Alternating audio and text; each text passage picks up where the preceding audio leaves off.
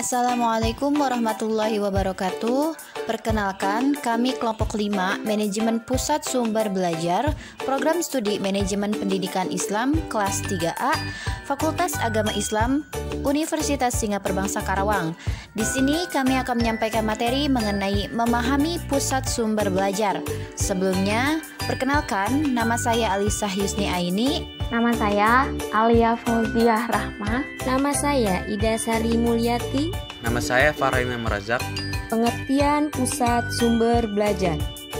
Pusat sumber belajar sering disebut juga sebagai media center, yang diartikan sebagai lembaga yang memberikan fasilitas pendidikan, pelatihan, dan pengenalan berbagai media pembelajaran. Landasan pengembangan pusat sumber belajar. 1. Landasan hukum. Peraturan Pemerintah Nomor 19 Tahun 2005 tentang Standar Nasional Pendidikan. 2. Landasan teori. Beragamnya jenis sumber belajar menurut adanya pengelolaan dan pengorganisasian. Tujuan pusat sumber belajar. Tujuan PSB pastinya memerlukan sumber belajar agar segala sesuatu yang dapat dipergunakan untuk mendukung dan memudahkan terjadinya proses pembelajaran. Bukan hanya itu saja, pusat sumber belajar dapat membantu berkembangnya kognitif anak dan juga membantu murid lebih mudah memahami materi yang disampaikan. Fungsi pusat sumber belajar. Secara umum, fungsi PSB dapat berkembang sesuai dengan kebutuhan lembaga atau sekolah. Sebab yang terpenting adalah penerapannya dalam keefektifan setiap fungsi dalam menunjang pencapaian tujuan atau kompetensi pembelajaran. Adapun fungsi khusus PSB atau pusat sumber belajar yaitu yang pertama, fungsi pengembangan sistem instruksional, yang kedua fungsi pelayanan media pembelajaran, yang ketiga fungsi produksi, yang keempat fungsi pelatihan, dan yang kelima adalah fungsi administrasi. Selanjutnya, pola pusat sumber belajar.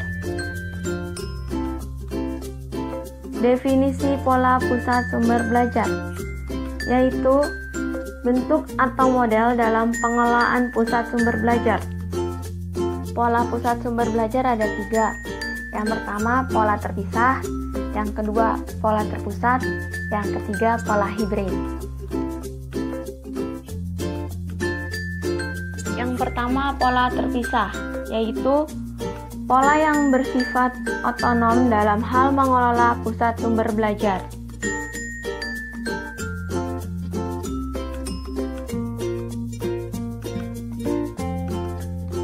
Kelebihan pola terpisah. Pertama, tiap bagian berdiri sendiri. Kedua, pelayanan lebih optimal. Ketiga, ruangan lebih nyaman. Keempat, peletakan tempat yang dekat dengan klien.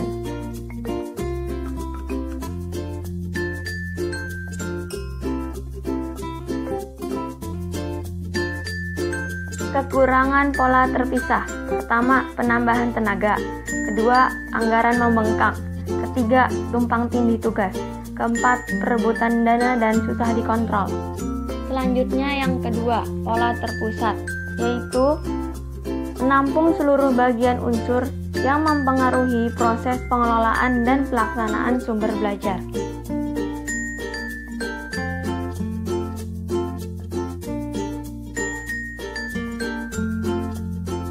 Kelebihan pola terpusat.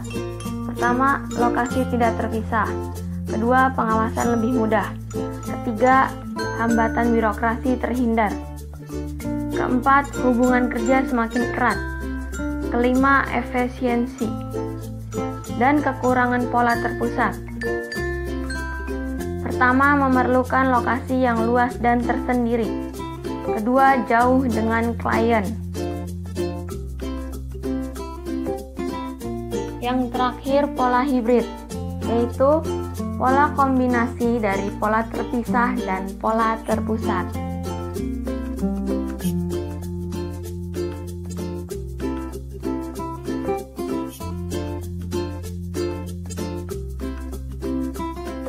Kelebihan pola hibrid.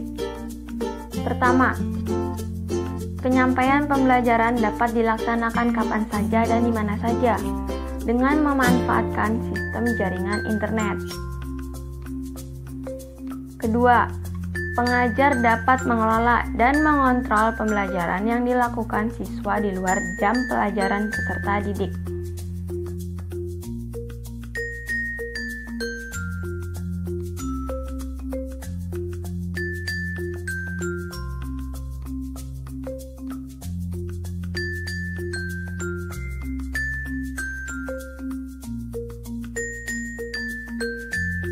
Kekurangan pola hibrid.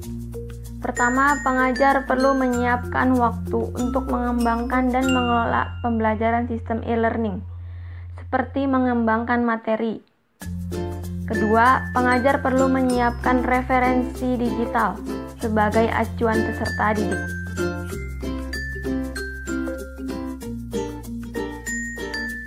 Ragam pusat sumber belajar.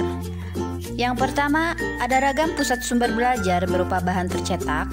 Yang kedua, berupa bahan dengar pandang. Yang ketiga, berupa model. Yang keempat, berupa benda nyata. Lalu, ada ragam pusat sumber belajar berupa instrumen. Ada juga yang berupa lembaga atau institusi. Ada ragam pusat sumber belajar berupa lingkungan sekitar. Dan yang terakhir, berupa narasumber. Contoh pusat sumber belajar. Yang pertama, perpustakaan. Yang kedua, laboratorium. Yang ketiga, rumah belajar. Yang keempat, balai diklat.